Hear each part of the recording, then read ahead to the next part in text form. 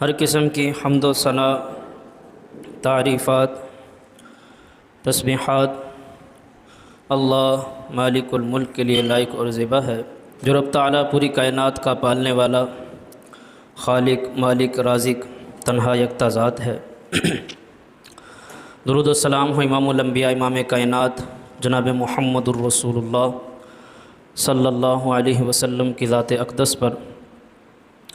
اور بے شمار لاتعداد رحمت نازل فرمائے اللہ رب العالمین صحابہ اکرام رضوان اللہ علیہم اجمعین پر۔ رمضان المبارک کے مہینے سے پہلے سیرت النبی صلی اللہ علیہ وسلم کے حوالے سے ہمارے خطبات چل رہے تھے، اور پھر بیچ میں رمضان المبارک کا مہینہ آیا۔ پھر رمضان کا مہینہ خود اتنے فضائل رکھنے والا اور اتنے احکامات رکھنے والا مہینہ ہے کہ اس کے اندر کسی اور موضوع کی گنجائش نہیں رہ جاتی، اس لیے پھر رمضان کے مہینے میں رمضان المبارک کو ہی ٹائم دیا گیا۔ تو سیرت النبی صلی اللہ علیہ وسلم، یہ میں نے آپ کو بتایا تھا کہ ہر مسلمان کے لیے جاننا بے حد ضروری ہے، کیونکہ جس نبی کا ہم نے کلمہ پڑھا ہے، اگر ہمیں پتہ ہی نہ ہو اس نبی کی زندگی کیسی ہے تو ہم اس کی تابعداری کیسے کر سکتے ہیں؟ تو محمد الرسول اللہ صلی اللہ علیہ وسلم کی اتباع یہ بھی فرض ہے، ہر معاملے میں، ہر کام میں، ہر عمل میں۔ جو میں نے آپ کے سامنے بھی آیت تلاوت کی، اللہ رب العالمین فرماتے ہیں یا ایھا الذین آمنوا، اے لوگو جو ایمان لائے ہو، اطیعوا اللہ و اطیعوا الرسول، اللہ اور اس کے رسول کی اطاعت کرو، ولا تبطلوا اعمالکم، اور اپنے اعمال کو باطل نہ کرو، یعنی ایسے اعمال نہ کر بیٹھو کہ محنت بھی ہو، مشقت بھی ہو، کاوش بھی ہو، یہ ساری چیزیں ہوں لیکن پھر بھی عمل قابل قبول نہ ہو۔ اس لیے اطاعت اللہ اور اس کے رسول کی وہ کب ہوگی؟ جب ہمیں اللہ کا بھی تعارف ہوگا اور محمد الرسول اللہ صلی اللہ علیہ وسلم کا بھی تعارف ہوگا۔ اگر ہمیں اللہ اور اس کے رسول کا تعارف نہیں ہے، پھر ہم اپنی خواہش کے مطابق، اپنے طریقے کے مطابق، یا جسے ہمارا مائنڈ صحیح کہے گا، صحیح سمجھے گا، پھر ہم وہ کام کرنے لگ جائیں گے۔ جبکہ جہاں دین اسلام کی بات آ جائے، جہاں قرآن کی بات آ جائے، یا محمد الرسول اللہ صلی اللہ علیہ وسلم کے فرمان کی بات آ جائے، وہاں پھر ہمارے عقل کی بھی کوئی حیثیت نہیں رہتی، ہماری عقل بھی کچھ نہیں ہے۔ اسی لیے حضرت علی رضی اللہ عنہ کا قول مشہور ہے، وہ فرماتے ہیں کہ اگر میں عقل سے کام لیتا، اپنی عقل سے، تو پھر میں جرابوں کے نیچے سے مسح کرتا۔ وضو جو کرتے ہیں، مسح کرتے ہیں، تو میں جرابوں کے نیچے سے مسح کرتا۔ کیوں؟ کیونکہ جب ہم چلتے پھرتے ہیں تو جرابیں نیچے سے گندی ہو جاتی ہیں، مٹی نیچے لگتی ہے، تو اگر میں اپنی عقل سے کام لیتا تو میں جرابوں کے نیچے مسح کرتا۔ لیکن محمد الرسول اللہ صلی اللہ علیہ وسلم کا فرمان ہے کہ جرابوں کے اوپر مسح کرنا ہے، اس لیے میں اوپر مسح کرتا ہوں۔ یعنی جہاں کائنات کے امام محمد الرسول اللہ صلی اللہ علیہ وسلم کا فرمان آ جائے یا اللہ کا قرآن آ جائے، وہاں پھر ہماری عقل، ہمارے فہم، ہماری سوچ، ہمارا نظریہ، اس کی کوئی حیثیت اور اوقات نہیں ہے، کیونکہ اس کائنات کو بنانے والا بہتر جانتا ہے کہ اس کا نظام کیسا ہونا چاہیے، بجائے اس کے کہ ہم خود عقل کے گھوڑے دوڑائیں۔ اور پھر محمد الرسول اللہ صلی اللہ علیہ وسلم خود کہ انا ارسلناک شاہدا ومبشرا ونذیرا، کہ بے شک ہم نے آپ کو خوشخبری سنانے والا اور ڈرانے والا بنا کر بھیجا ہے۔ بہرحال تو سیرت النبی صلی اللہ علیہ وسلم ہر انسان کے لیے جاننا فرض ہے۔ ایک مومن مسلمان اگر انسان نے بننا ہے تو اس کو اپنے نبی کی سیرت کا پتہ ہونا چاہیے۔ اگر ہمیں نہیں پتہ ہوگا، پھر ہم شب و روز اپنے محمد الرسول اللہ صلی اللہ علیہ وسلم کی سنت کے مطابق نہیں گزار سکتے۔ اگر ہم دیکھیں تو ہمیں ایک دن میں 1000 سنتیں مل جائیں محمد صلی اللہ علیہ وسلم کی، کہ آپ لیٹتے کیسے تھے، آپ بیٹھتے کیسے تھے، آپ سوتے کیسے تھے، آپ جوتا کون سا پہلے پہنتے تھے، آپ دعائیں کون سی پڑھتے تھے۔ اگر ہم اس طرح چیزیں شمار کرنا شروع کریں تو 1000 سے زیادہ ایک دن کی سنتیں ہمیں محمد الرسول اللہ صلی اللہ علیہ وسلم کی مل جائیں گی۔ لیکن ہم ان سب سنتوں کو رونتے ہوئے، ان کی پرواہ نہ کرتے ہوئے، ہم پورا دن ویسے گزارتے ہیں جیسے ہمارا دل چاہتا ہے۔ ہم اپنی خواہش نفس کو پرائرٹی دیتے ہیں محمد الرسول اللہ صلی اللہ علیہ وسلم کی سنت پر۔ تو آپ صلی اللہ علیہ وسلم کی سنت پہ عمل کرنا تو ایک اگلے سٹیپ کی بات ہے۔ ہم جاننا ہی نہیں چاہتے، ہمیں پتہ ہی نہیں ہے کہ محمد صلی اللہ علیہ وسلم کی سنت ہے کیا۔ یہ کتنی بڑی بد نصیبی کی بات ہے ہمارے لیے کہ ہمیں پتہ ہی نہ ہو کہ ہمارے نبی کی سنت کیا ہے۔ اس پہ عمل تو بعد کی بات ہوتی ہے نا، کہ انسان کو ایک تو ہے کہ علم ہے، عمل میں کمزوری ہے، لیکن ہمیں پتہ ہی نہ ہو سنت ہے کیا، یہ اس سے بھی بڑی کمزوری ہے۔ تو ہم اس بات کو ہمیں مد نظر رکھنا چاہیے۔ کل اللہ رب العالمین نے بندے سے ایک ہی تو سوال کرنا ہے کہ میرے دین کو کتنا سمجھا، میرے دین کو کتنا پھیلایا، یا اس پہ کتنا عمل کیا۔ اب ہم نہ دین کو سمجھیں، نہ ہم دین کو پھیلانے والوں میں سے ہوں، نہ ہم دین پہ عمل کرنے والوں میں سے ہوں۔ پھر اللہ نے ہم سے یہ تو نہیں پوچھنا ہمارا گھر کتنا بڑا تھا، تمہارا گھر کتنا بڑا تھا، تمہاری اولاد کتنی تھی، بچے کتنے تھے، کمائی کتنی کی، یہ تو سوال ہی نہیں ہے۔ جو سوال ہونا ہے اس کے لیے ہماری تیاری کتنی ہے، ہمارے شب و روز کس طرف جا رہے ہیں، اس کے اوپر غور و فکر کرنے کی ضرورت ہے۔ تو جناب محمد الرسول اللہ صلی اللہ علیہ وسلم کی زندگی ایک آئیڈیل اور ایک نمونہ ہے ہر مسلمان کے لیے۔ اور جب ہم سیرت کو پڑھتے ہیں تو ہمیں بہت سارے سوالوں کے جواب مل جاتے ہیں، اپنی زندگی میں ہونے والے معاملات اور واقعات کو کیسے ہینڈل کرنا ہے۔ آپ صلی اللہ علیہ وسلم کے اوپر جب خوشی کا موقع آتا آپ اس کو کیسے گزارتے، جب غم کا موسم آتا یا غم کا موقع آتا، غم کا سال آتا، اس کو کیسے گزارتے۔ ان چیزوں سے ہمیں پتہ چلتا ہے کہ ہم نے اپنی زندگی میں کیا کردار ادا کرنا ہے۔ ان چیزوں کا بھی ہمیں سیرت النبی صلی اللہ علیہ وسلم سے پتہ چلتا ہے۔ بہرحال تو اب تک ہم جو چیزیں پڑھ چکے ہیں اس کے اندر ہم نبی کریم صلی اللہ علیہ وسلم کی نبوت سے پہلے کی زندگی 40 سالہ اس کے بارے میں ہم جان چکے، اور جب آپ صلی اللہ علیہ وسلم کی پیدائش ہوئی، آپ صلی اللہ علیہ وسلم کا جو نسب ہے، سلسلہ نسب محمد بن عبداللہ بن عبد المطلب بن ہاشم بن عبد مناف، یہ ساری سلسلہ لڑی جو حضرت ابراہیم علیہ السلام تک جاتی ہے۔ اور پھر اس کے بعد جو عرب کا محل وقوع تھا، جو ان کے رہنے کے طریقہ کار تھے کہ بدی کا دور تھا، ہر سو جہالت کی گھٹائیں تھیں، ہر طرف جہالت ہی جہالت تھی، فساد و ظلم سے چاروں طرف پھیلی ہوائیں تھیں۔ ہر بندہ جو طاقت رکھنے والا تھا وہ کمزور کے اوپر ظلم کیا کرتا تھا۔ خدا کے حکم سے نہ آشنا مکے کی بستی تھی، ان کو اللہ رب العالمین کا تعارف ہی نہیں تھا، اور جن کو تھا بھی وہ اللہ کو ویسے نہیں مانتے تھے جیسے اللہ کو ماننے کا حق ہے،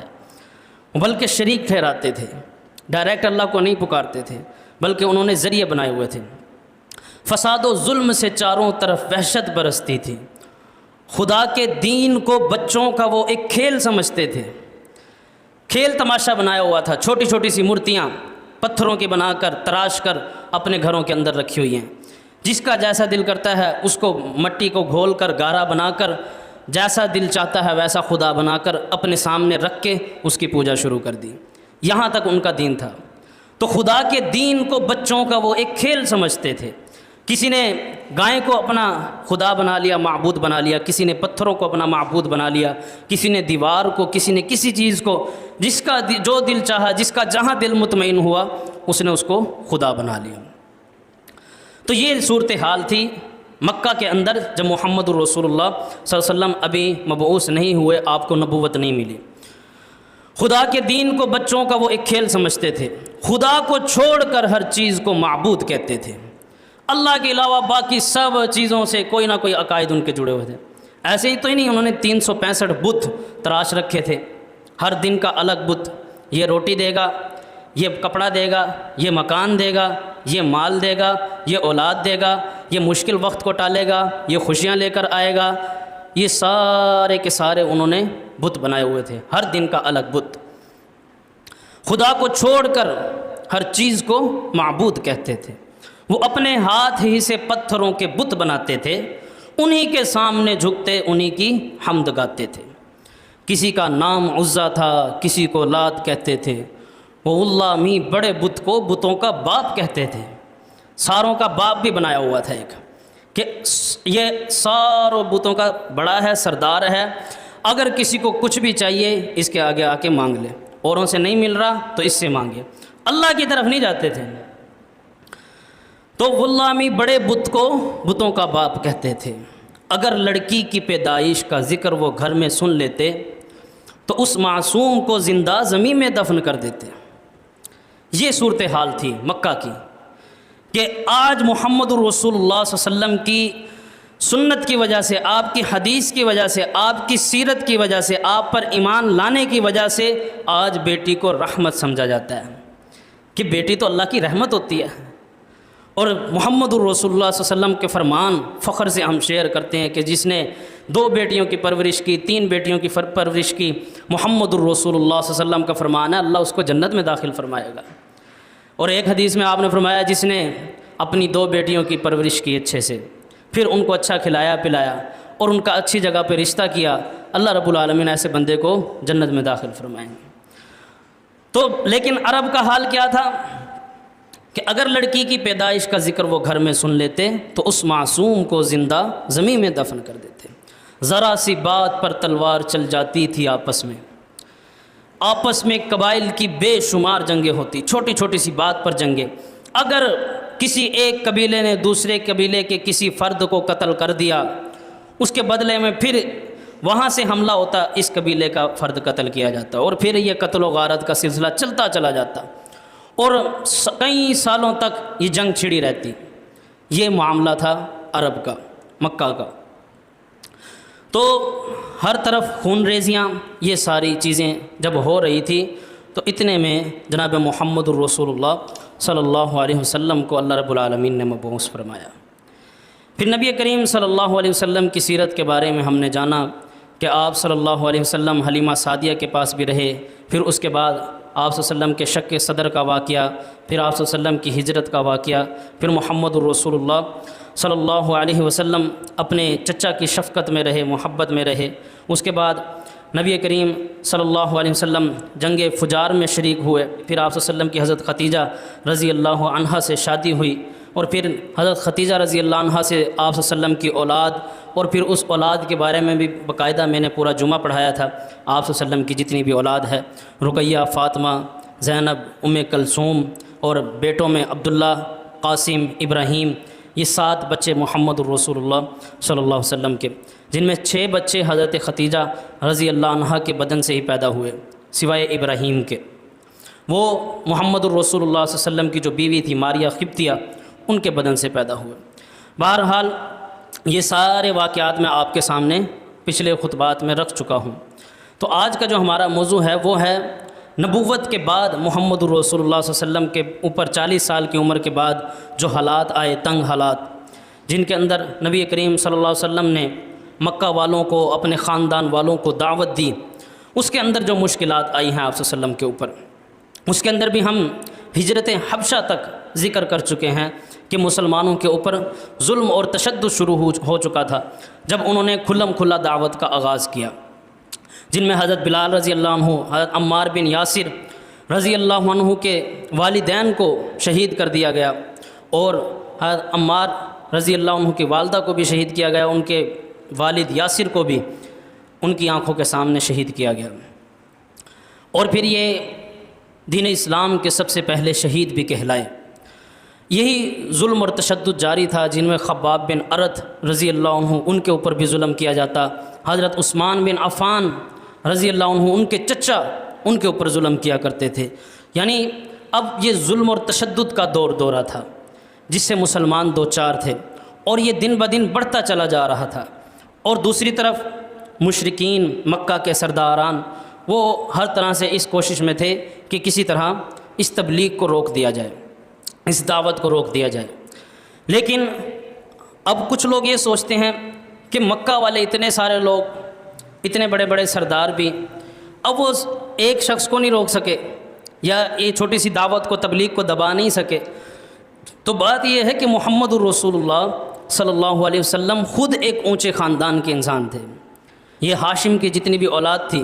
یہ مکہ کی خیال کرنے والے لوگ تھے، بیت اللہ کا، یہ حاجیوں کی خدمت کرنے والے لوگ تھے، ان کو ستو پلاتے تھے، ان کو کھانے کھلاتے تھے،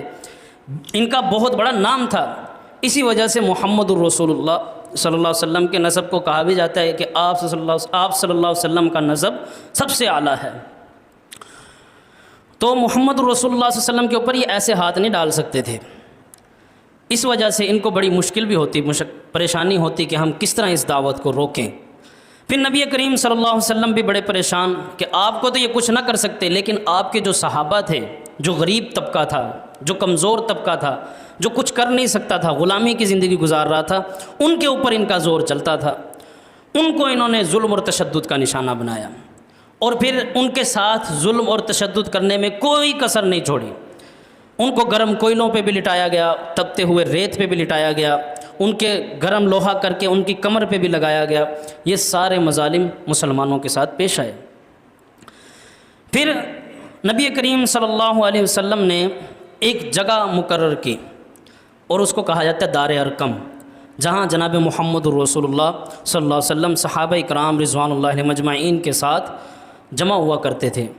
یہ ارقم بن ابو الارقم کا گھر تھا، اور یہ تھوڑا سا ایسی جگہ پہ تھا جہاں مشرکین کی نظر نہیں پڑتی تھی یا وہ معلوم نہیں کر سکتے تھے۔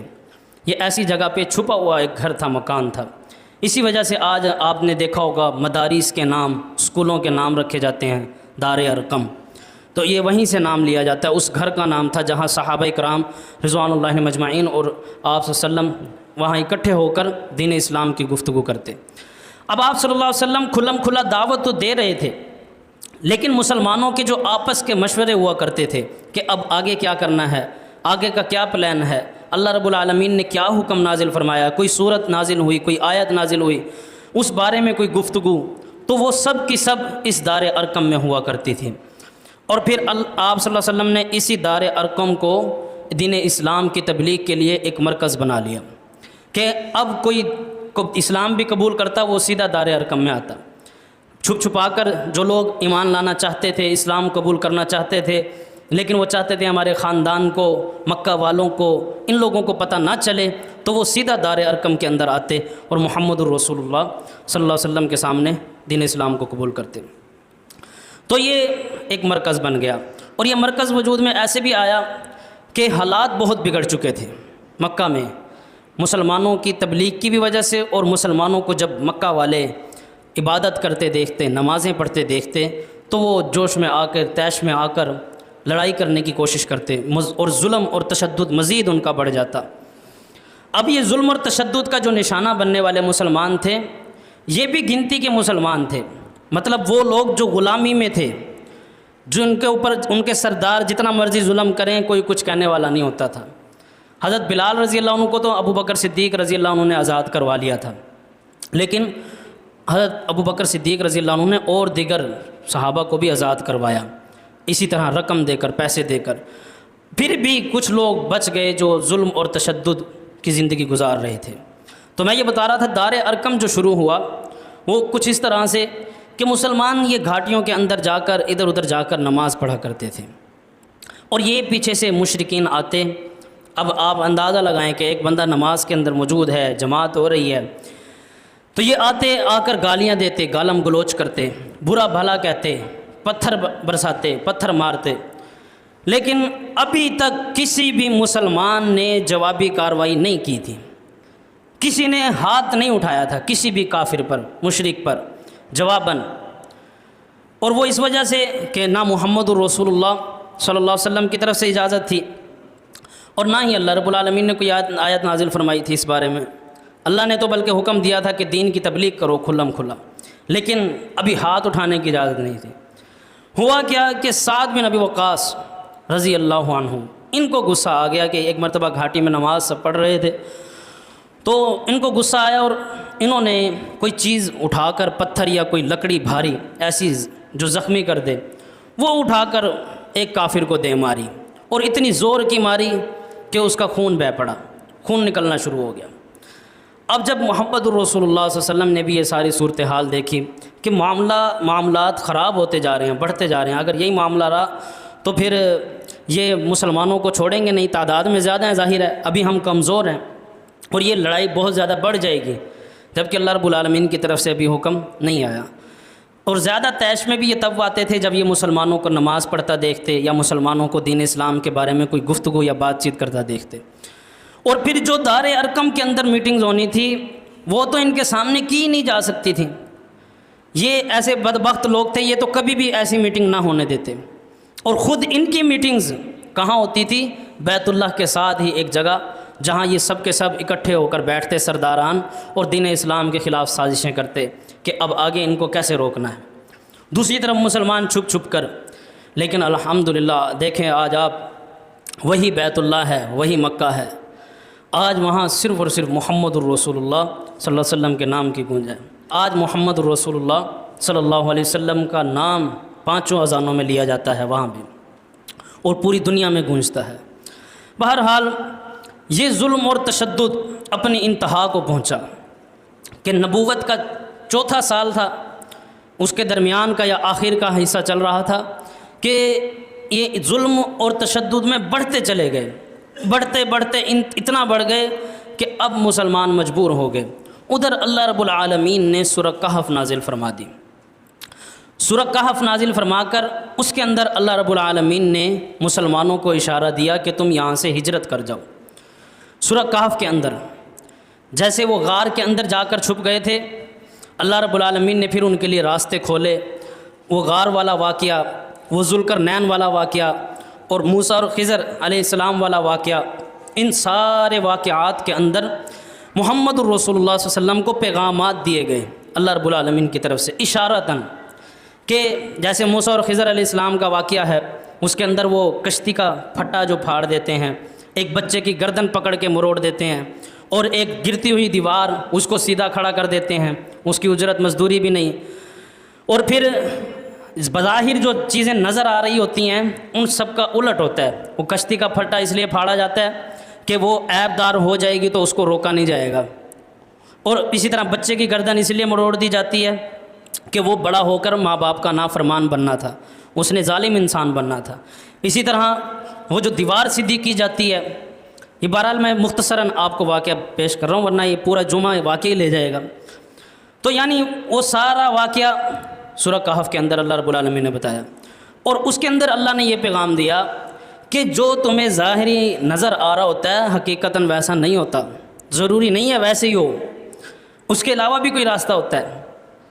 اور پھر اس کے اندر ہجرت کا پیغام تھا کہ یہاں سے کوچ کر جاؤ، ہجرت کر جاؤ۔ تو محمد الرسول اللہ صلی اللہ علیہ وسلم اللہ رب العالمین کے پیغام کو، اللہ رب العالمین کے ارشاد کو اور اشاروں کو سمجھ گئے۔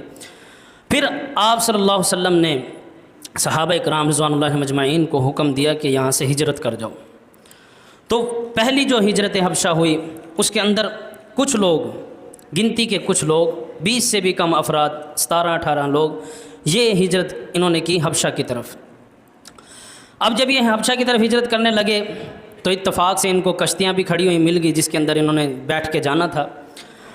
تو قریش نے اس وقت بھی روکنے کی کوشش کی کہ کسی طرح ہم ان کو روک لیں، یہ حبشہ کی طرف نہ جا سکیں۔ آپ صلی اللہ علیہ وسلم نے بتایا ان کو کہ تم لوگ حبشہ کی طرف جاؤ گے، جو حبشہ کا بادشاہ ہے نجاشی، وہ ایک رحم دل انسان ہیں اور انصاف پرست انسان ہے، وہ تمہارے ساتھ خیر و بھلائی کرے گا اور تمہیں اپنے ملک میں امن و امان سے رہنے بھی دے گا، لہٰذا تم ادھر ہجرت کر جاؤ۔ اب مسلمان وہاں ہجرت کر گئے 18 سے 20 لوگ، اور اس ہجرت کے اندر عثمان بن عفان رضی اللہ عنہ بھی شامل تھے۔ تو نبی کریم صلی اللہ علیہ وسلم نے فرمایا کہ ابراہیم علیہ السلام اور لوط علیہ السلام کے بعد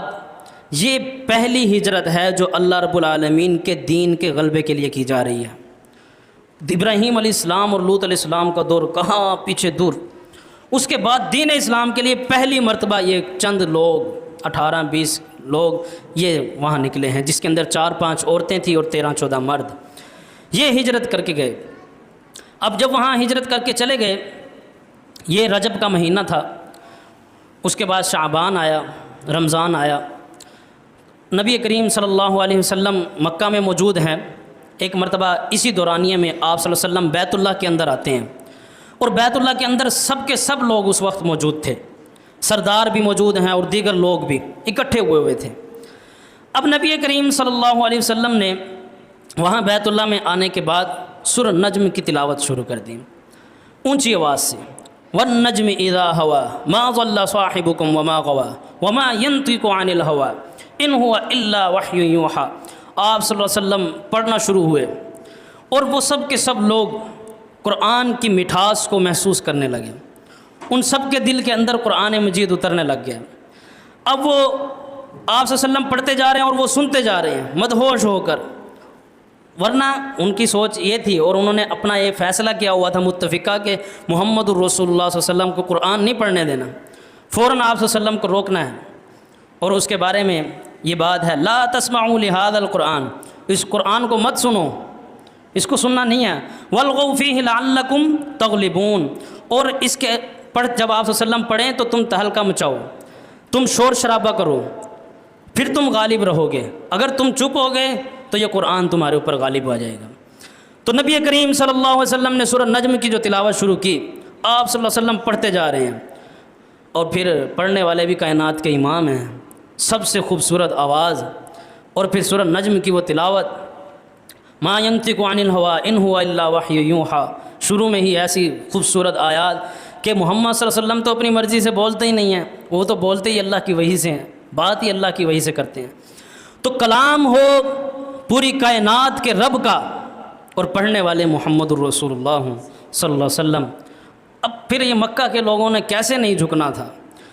سب کے دل جھک گئے، آنکھیں بند، کسی کو ہوش نہیں، سب کے سب سورت کو سن رہے ہیں۔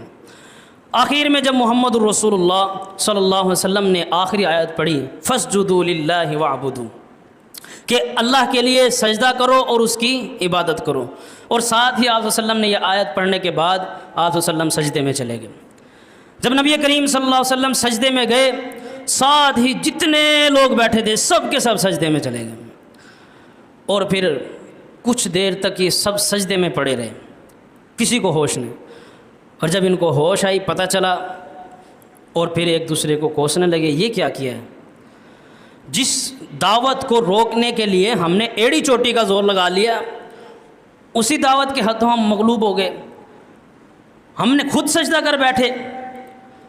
اور پھر ان کی یہ بات جگہ جگہ مشہور ہو گئی۔ اب یہ ایمان تو لائے نہیں تھے، اسلام کو قبول نہیں کیا تھا، وہ تو ایک قرآن کی رونق تھی کہ وہ ان کے سب عقائد کو چیر پھاڑ کر قرآن کی رونق ان کے دلوں میں داخل ہو گئی تھی، کیونکہ پڑھنے والے محمد الرسول اللہ صلی اللہ علیہ وسلم تھے، اور پھر پوری صورت سن کے بھی یہ سجدے میں نہ گرتے، ایسا کیسے ہو سکتا تھا؟ پھر خود محمد الرسول اللہ صلی اللہ علیہ وسلم صورت پڑھ کے سجدے میں جا رہے ہیں، تو یہ سب کے سب گر پڑے اس وقت تو، لیکن بعد میں جب ان کو ہوش آئی، یہ بات چاروں طرف پھیل گئی۔ اب جو دیگر قبائل تھے، دوسرے مشرکین لوگ تھے، انہوں نے بھی ان کے اوپر باتیں کسنا شروع کر دی کہ تم نے یہ کیا کام کیا ہے، یہ کیا حرکت کی ہے، یہاں ہم ایڑی چوٹی کا زور لگا رہے ہیں کسی طرح اس کی دعوت کو روک دیا جائے، اور تم سب کے سب سجدے میں گر گئے۔ اب یہی بات جو ہجرت کر کے گئے تھے مسلمان حبشہ میں 18-20 لوگ، پہلی ہجرت،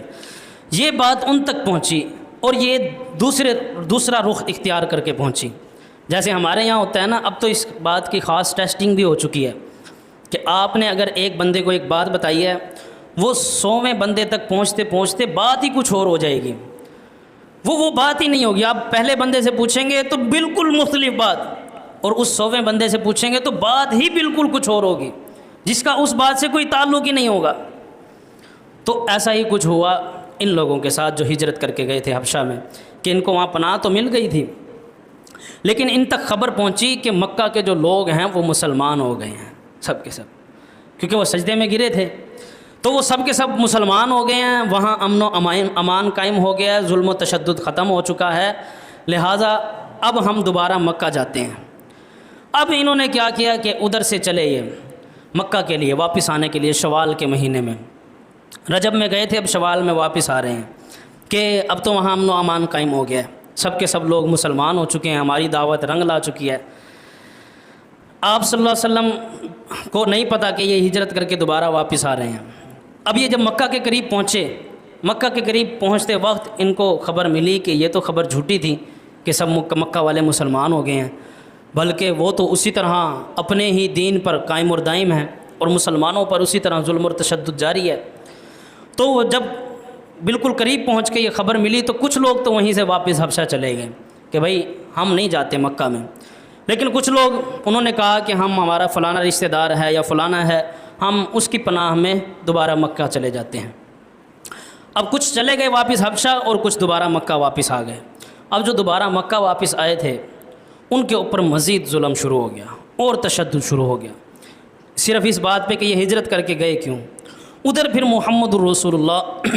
صلی اللہ علیہ وسلم نے مسلمانوں سے کہا کہ دوبارہ ہجرت حبشہ ہوگی، ایک بار پھر ہجرت کر کے حبشہ جانا ہے۔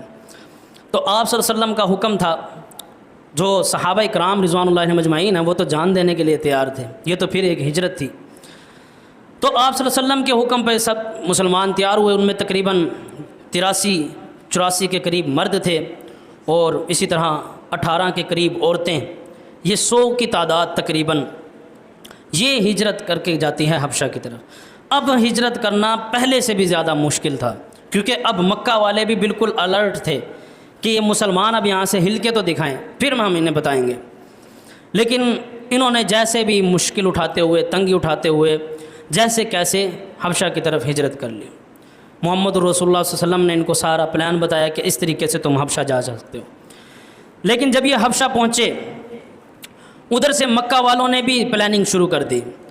کہ اب یہ ہمارے ہاتھوں سے نکل گئے ہیں، ان کو وہیں جا کر واپس ادھر مکہ لے کر آئیں گے اور پھر ان کو مزہ چکھائیں گے۔ لہٰذا انہوں نے تحفے تحائف تیار کیے کہ وہاں کا جو نجاشی بادشاہ ہے حبشہ کا، تحفے تحائف ہم لے کر جائیں گے، اور وہ تحفے تحائف دینے کے بعد انہیں کہیں گے کہ ہمارے کچھ لوگ ہیں ناسمجھ لوگ جو ہمارے دین کو چھوڑ کر تمہارے پاس آ گئے ہیں۔ اور نجاشی خود عیسائی تھا، تو انہوں نے سوچا کہ نجاشی کو جا کر کہیں گے کہ ایک ہمارا دین ہے، بتوں کو ہم پوجا کرتے ہیں، انہوں نے ہمارے دین کو بھی چھوڑ دیا، اور تمہارے دین پر بھی نہیں ہے، وہ انہوں نے اپنا ہی کوئی نیا دین بنا لیا ہے۔ جب ہم یہ بات نجاشی کے سامنے رکھیں گے اور تحفے تحائف بھی دیں گے، وہ ہمیں ہمارے بندے واپس کر دے گا۔ پھر انہوں نے ایسے ہی کیا، 2 بندوں کو تیار کیا، عمر بن عاص اور عبداللہ بن ربیعہ۔ یہ بعد میں دونوں مسلمان ہو گئے تھے، لیکن اس وقت یہ دونوں کافر تھے، اسلام نہیں لائے۔ ان 2 بندوں کو تیار کیا کیونکہ یہ بہت سمجھ بوجھ رکھنے والے تھے۔ ان کو حبشہ کی طرف بھیجا کہ جاؤ نجاشی کے پاس، اور تحفے تحائف بھی دے دیے بہت سارے۔ تحفے تحائف دینے کے بعد جب یہ حبشہ پہنچے، انہوں نے پہلے جو نیچے کے وزیر تھے، نیچے کا طبقہ تھا، بادشاہ سے نیچے کا طبقہ، ان سب کو تحفے تحائف دیے اور ان سب کو منایا، اور بات ساری ان کے سامنے رکھی کہ ایسے کر کے معاملہ ہے، ہمارے جو بھائی ہیں مکہ والے ہیں وہ سب کے سب تمہارے پاس آ گئے ہیں، اور انہوں نے ہمارے دین کو بھی چھوڑ دیا، تمہارے دین کو بھی چھوڑ دیا۔ ساری بات ان کے سامنے رکھی کہ یہ جب بادشاہ کے سامنے معاملہ پیش ہو تو بادشاہ کے وزیر، اس کے دیگر لوگ، وہ بھی ہمارا ساتھ دیں، اس لیے مکہ والوں نے یہ کام کیا۔ تو آخر کار ان کی رسائی ہو گئی نجاشی تک، وہ بھی بادشاہ تھا، آسان نہیں تھا اس تک پہنچنا، تو تحفے تحائف دے کر یہ سارے معاملے کر کے آخر کار یہ نجاشی تک پہنچ گئے، عمر بن عاص اور عبداللہ بن ربیع۔ وہاں پہنچنے کے بعد انہوں نے وہی بات نجاشی کے سامنے رکھی۔ نجاشی سے کہا کہ ہم آپ کے لیے یہ تحفے تحائف لائے ہیں، بہت سارے تحفے تحائف دے دیے، اور کہا کہ کچھ ہمارے لوگ ہیں جو ہمارے دین پر بھی نہیں ہیں، آپ کے دین پر بھی نہیں ہیں، انہوں نے اپنا ہی کوئی نیا دین بنا لیا ہے، اور وہ وہاں سے بھاگ کر آپ کے ملک میں آ گئے ہیں، ادھر انہوں نے پناہ لے رکھی ہے۔ اور دوسری بات، ان کے جو اپنے رشتہ دار ہیں جو یہاں بھاگ کے آئے ہیں ہجرت کر کے، ان کے اپنے رشتہ دار، ان کے چچا، ان کے ماموں، ان کے والدین، جو دیگر لوگ ہیں، وہ خود بھی چاہتے ہیں کہ یہ واپس وہاں جائیں، مکہ میں آئیں۔ یہ بات بھی رکھ دی سامنے، اور کہا کہ یہ بہت ہمارے بتوں کی بھی گستاخیاں کرتے ہیں، انہیں گالیاں دیتے ہیں۔ اس طرح کے جو باتیں وہ رکھ سکتے تھے نجاشی کے سامنے، اس کو منانے کے لیے انہوں نے فل ایڑی چوٹی کا زور لگایا۔ نجاشی نے کہا کہ میں ایسے تو فیصلہ نہیں کرتا،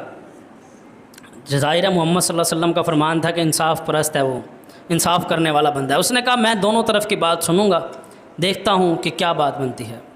بہرحال میں اس بات کو ذرا مختصر کر کے پھر اگلے جمعہ سے انشاءاللہ یہاں سے شروع کریں گے۔ اس نے مسلمانوں کو بلایا